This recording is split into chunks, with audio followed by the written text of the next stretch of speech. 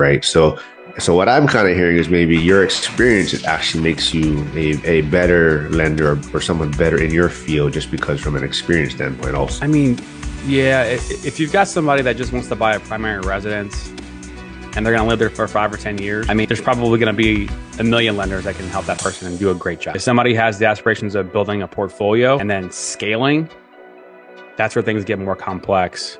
And it takes that experience and takes because the first property is not the hardest. The second property is the hardest because that's where all guidelines come into play in terms of debt to income ratios. If you're buying the next one and holding the second one, or holding the first one, okay, well, how's that first one play into the debt to income ratios? If you're not selling that first one and you're going to be purchasing the next one, so by not selling, that means you don't have the cash from the sale. How are you getting into the next one?